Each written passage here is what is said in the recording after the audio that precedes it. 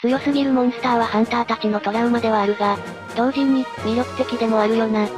今回は、弱体化して欲しくないモンスターを紹介していくぜ。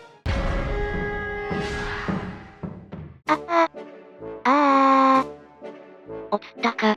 主リオレイヤ強すぎでしょ。何度挑んでも映りまくって、気が狂いそうよ。落ち着けよ。ゲームで感触起こしてもしょうがないぞ。私が勝てるぐらいの弱体化を希望するわ。おいおい。何でも弱くすればいいってもんじゃないぞ。特に、強さがアイデンティティになってるモンスターが、弱体化されたら悲しむ人は多いだろうぜ。というか、私が悲しい。強さがアイデンティティのモンスターなんているの？じゃあ今回は、私の思う、絶対に弱体化して欲しくないモンスターを紹介しよう。どれも、強さが魅力になっているモンスターだぜ。よくわかんないけど、聞いてみようかしら。まずは、希少種モンスターの話からしていくぜ。希少種？突然変異や環境、もしくはその両方が原因で発生する珍しい個体のことだ。通常種と比べて、モーションや攻撃性能がかなり強化されている。希少種の全てに共通した特徴は、肉質の変化で、特に切断武器に対する頭の肉質が硬くなっている。どこ狙えばいいのかわからなくなるわね。まずは、リオレウス希少種とリオレイヤ希少種を紹介するぜ。どちらもモンハン G から登場している、古参希少種モンスターだ。リオレウス希少種は、突然変異により体色が銀色に、リオレイヤ希少種は金色に変化している。白銀の太陽、黄金の月と形容されるぜ。超派手な見た目ね。希少種モンスターとの初の対峙だったから、頭に切りかかって弾かれた時は驚いたぜ。ちなみに、通常種や種に有効だった有属性も、効かなくなっている。頭への攻撃が弾かれたら、私ならフリーズしちゃうわ。そして、ゼロ距離でブレスを食らうまでがセットだな。どちらも通常種、亜種の強みをさらに強化したモンスターで、リオレウスは空から、リオレイヤは陸でハンターを蹂躙した。大闘技場での同時討伐クエストは、阿鼻教官の地獄だったぜ。なんで嬉しそうなのよ。でも、シリーズが進むにつれて弱体化していったんじゃない？そんなことはなかったぜ。トライから、リオレウスとリオレイヤは、モーションとモデルが一新された。リオレウスは対空状態、リオレイヤはチャージブレスなどが追加されたんだが、希少種はさらに強化されたぜ。リオレウス希少種は、対空状態からチャージブレスを撃ってくる上に、毒爪を利用した強襲攻撃を多用してくる。リオレイヤ希少種はチャージブレスを3連射してくる上に、サマーソルトのバリエーションも増えていてな。亜種が使ってきた、横になぎ払うサマーソルトや、突進サマーソルトを駆使してくる。チャージブレス3連射と見せかけた、2連チャージブレスからの、フェイントサマーソルトまでしてくるんだ。引っかかって泣きを見たハンターも多いだろうな。もはや、通常種とは完全に別物ね。実際、別モンスターレベルの差があるからな。以降のシリーズでも、希少種は夫婦ともども強化が施されていった。アイスボーンに登場した際は、豪華状態という、胸部が青く発光する状態が追加されたぜ。ブレスの炎も青くなって範囲が広くなり、スリップダメージが発生する。頭を攻撃し続ければ、豪華状態が解除されてダウンも奪えるけどな。頭は硬いんだし、無理ゲーじゃない？クラッチクローの傷付けで、頭の肉質を柔らかくする必要があったぜ。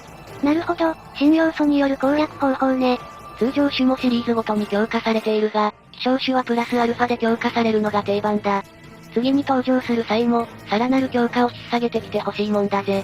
ちょっとは弱くなってくれていいのよ。次はティガレックス希少種だ。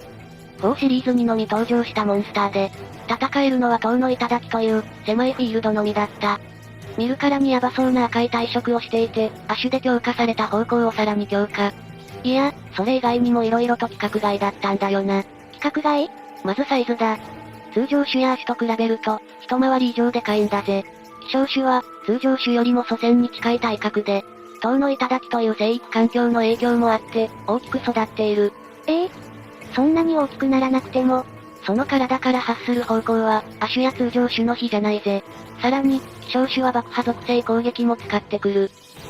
希少種は新陳代謝が異常に激しく、行動のたびに、爆破属性のある核質を撒き散らすんだ。それを、金属質を含む爪で起爆させてくるもんだから、ただでさえ強い攻撃に、爆破ダメージも加わる。聞こえない聞こえない。さらに、怒り状態から爆豪状態と呼ばれる恐ろしい姿に変貌する。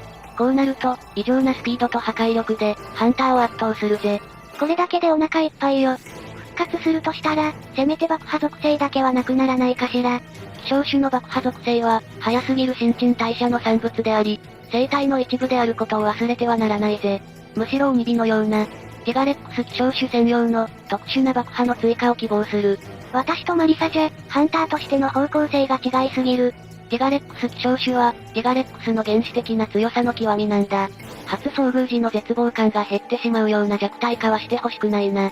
弱くすると、コンセプトが台無しになっちゃうのね。次はナルガクルガ希少種だぜ。トライ G にのみ登場する希少種で、大きな体と、月明かりを反射する銀色の体毛が特徴だ。綺麗な色してるわね。希少種は完全に夜行性の個体で、夜の塔にしか出現しない。なんで塔だけ？引きこもり？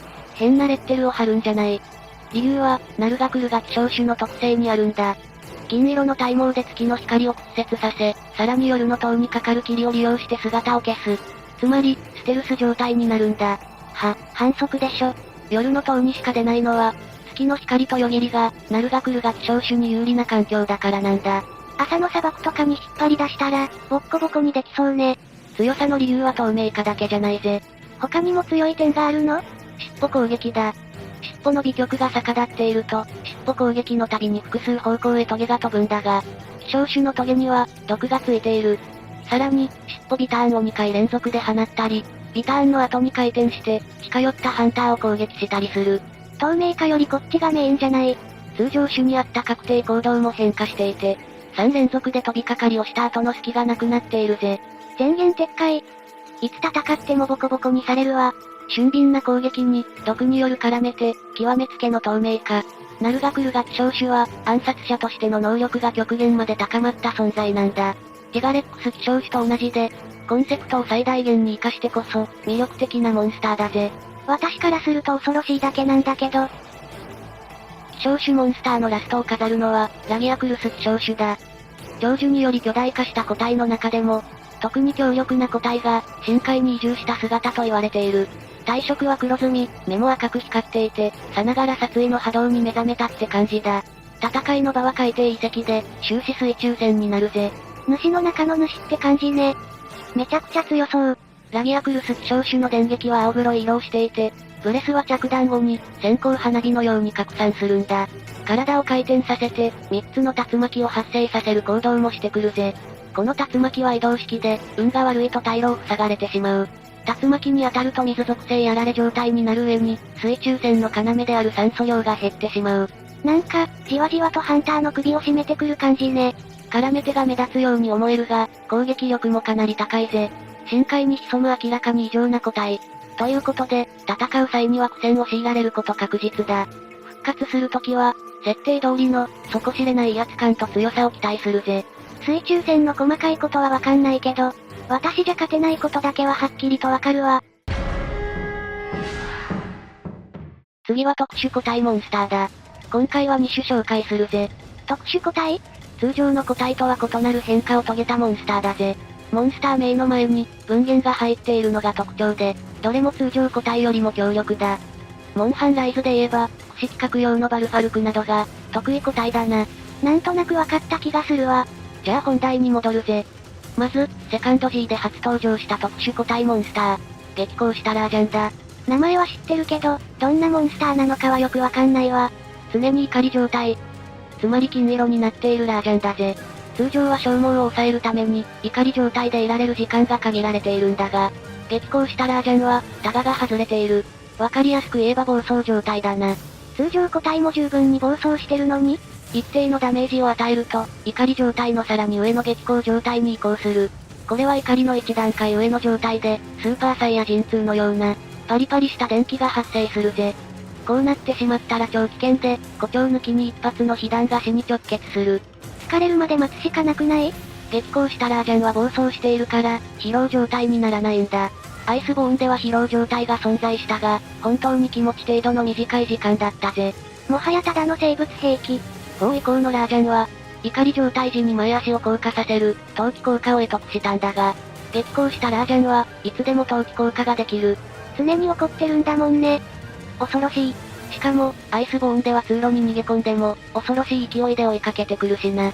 目撃者のほとんどが生きて帰れないという、設定通りの執拗さだ。今後もその恐ろしさを発揮してほしいものだぜ。私だけは生かして返してほしいんだけど。叶わぬ願いね。次の特殊個体は、怒り食らうエビル嬢だぜ。見るからに強そう。常に怒り状態の見た目の個体なんだが、激高状態になると、さらにヤバい見た目になるぜ。頭から首にかけて、有属性エネルギーが溢れ出すんだ。エネルギーのもやの中で光る目は、生物のそれとは思えない迫力がある。もう生き物じゃなくて悪魔でしょ。そこが怒りを食らうエビル嬢の魅力なんだ。見た目に違わず、戦闘能力も折り紙付きだぜ。攻撃力が高い。とか？それもあるが、強烈なのは、特殊個体の身に付与されたモーションと攻撃性能だぜ。初登場時は攻撃モーションをキャンセルし、さらに交代しながら、なぎ払いブレスを放ってきた。モーションキャンセルからの大技って、4では高速攻撃の当たり判定が凄まじかった。肥やし玉を忘れたが最後、ほぼ確実にキャンプ送りになる破壊力だったぜ。クロスでは、高速判定が緩くなった代わりに、怒り時の噛みつきなどに有属性が付与された。これは同種をも食べることで蓄積された有属性エネルギーを活用しているんだぜ。設定通りの能力だよな。イビル嬢って共食いまでするのね。アイスボーンでは、有属性ブレスが暗雲のような見た目で、場に残るようになった。新要素のクラッチクローで頭部や背中に張り付くと、有属性に当てられてスリップダメージを受ける仕様になっていたぜ。シリーズごとにいろんな強化がされているのね。公式の力の入りようを感じるわ。怒り食らうエビル嬢は、桁違いの捕食能力と、戦闘能力が魅力の個体だぜ。今後も設定通りの強さを保ってほしいモンスターだ。設定にふさわしい強さであってほしいってのはわかるけど、半人前ハンターの私としては複雑なところね。最後の弱体化して欲しくないモンスターは、近畿のモンスターたちだぜ。ミラボレアスとか。よね？ご名答だ。ということで、まず紹介する近畿のモンスターはミラボレアスだ。初代シリーズから最強の座に君臨する、設定上最強クラスのモンスターだぜ。アイスボーンでは美麗なグラフィックで復活してくれた。何度か聞いたけど、世界を滅ぼすなんてすごい設定よね。アイスボーンで得した必殺技を見たときは、その設定も納得だと思ったぜ。技名も、豪華とシンプル。やっていることはただの炎ブレスだが、国を難なく滅ぼせるであろう迫力と威力だった。国家でも叶わないモンスターと戦うなんて、ハンターは命知らずね。そのシチュエーションが燃えるんじゃないか。どんな新しいモンスターが出てきても、ミラボレアスには最強でいてほしいもんだぜ。強さにある意味で安心する、珍しいモンスターだ。強さに安心するなんて、妙な魅力があるのね。最後に紹介するモンスターは、アルバトリオンだぜ。トライで登場した近畿のモンスターで、こちらもアイスボーンで見事に復活を果たした。あらゆる天才を操り、あらゆる生命を奪うと言われる、最強格のモンスターだ。ミラボレアスと同じで、アイスボーンで復活したのね。必殺技を得得して帰ってきた点も同じだな。アルバトリオンのエスカトンジャッジメントは、必中技で、回避する方法がない。しかも、ダメージを減らす対策をしないと即死するという恐ろしい技だった。あらゆる生命を奪うという言い伝えにふさわしい必殺技だったぜ。文字通りの必殺技なのね。ただ、その技の威力にも納得できるほど、アルバトリオンは強力なモンスターなんだ。プレイヤーから人気なのも、その圧倒的な強さゆえなんだぜ。まあ、ミラボレアスもそうだけど、シリーズ通して最強格でいてくれるのは、安心感あるかもね。霊夢も分かってきたか。近畿のモンスターは、強さが存在意義になっている部分もあるからな。他の近畿モンスターが復活する際も、弱体化だけはしないでほしいと願うばかりだ。弱体化は文字通り、近畿に触れる行為ってことね。そういうことだぜ。弱体化して欲しくないモンスターまとめは以上だぜ。私みたいな半人前ハンターじゃ、紹介されたモンスターの一種類も枯れないわね。